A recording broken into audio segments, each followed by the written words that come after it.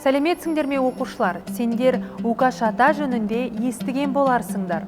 Бұл жер Қазақстанның киелі жерлерінің бірі. Оқушылар, Укаш атаның тарихтағы алатын орнынан бұрын бұл кісінің кім екеніне тоқталсақ.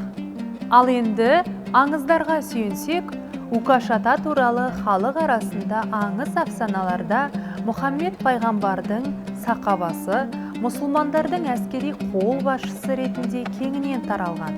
Укаш атаның тағы бір Алла берген қасиеті шапса қылыш өтпейтін, атса оқ өтпейтін қасиет дарыған алып денелі батыр болған. Заманындағы дін жаулары Укаш атаны өлтірмекке бекінеді. Бірақ осал тұсын таппай дал болады. Содан жаулары ақылдаса келе Кейуананы жібереді.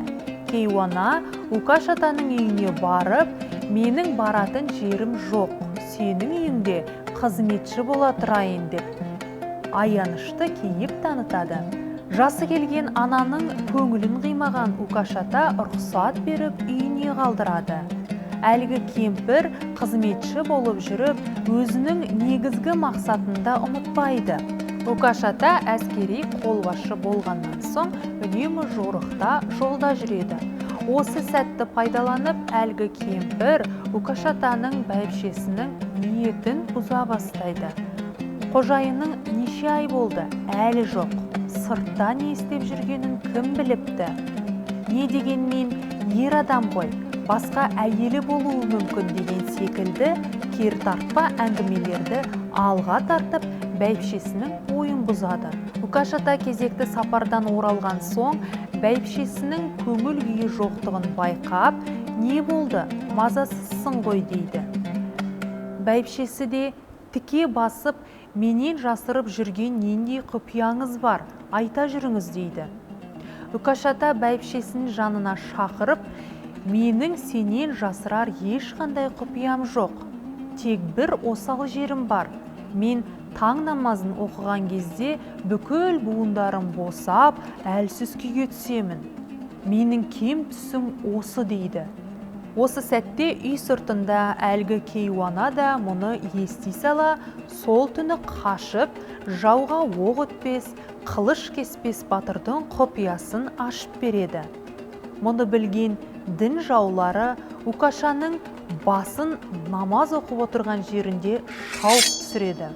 Бас сүйегін қорламақ болғанда жерге түскен бас домалап кетіп, екі қырдан асып барып, жер астына түсіп кетеді. Орнында құдық пайда болады. Халық арасында құдық суы жер асты арқылы Меккедегі Зәмзәм су бұлағыменен байланысады деген түсінік бар. Құдықтан су біреуге шығады, біреуге шықпайды. Халық шелек салғанда су шығатын болса, ол адамның зияраты, тілегі қабыл болады деп түсінеді. Оқушылар, Укаш ата кесенесіне тоқталсақ. Укаш атаның кесенесі Түркістан қаласынан солтүстікке қарай 55 шақырым жерде Бабай Қорған ауылдық округінде Қаратаудың етегінде орналасқан. Алғашқыда тек қабір орны ғана болған. 1989-90 жылдары қазіргі мазардың жергілікті халық тұрғызған. Мазар 2 бөлмеден тұрады. Кіреберісі кішігірім, екінші бөлмесі ұзынша келген, ішкі жағынан ұзындығы 22,2 метр, биіктігі 4 метр, ені 4,6 метр. 7 кішігірім ойық терезелері бар. Укаш ата құдығының басында киіз үй тәріздес кішігірім құрылыс тұрғызылған.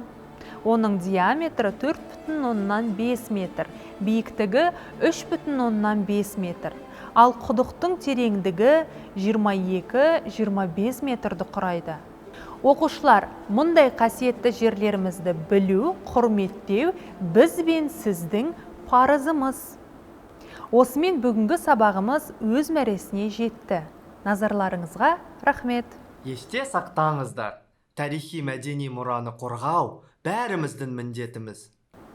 Оқушылар, келесі 3 сұраққа жауап берулеріңізді сұраймын. Бірінші сұрақ: Үкаш-ата орналасқан жері. Екінші сұрақ: Үкаш-ата құдығының тереңдігі қанша? Үшінші сұрақ: қазіргі Үкаш-ата мазарын жергілікті халық қашан тұрғызды?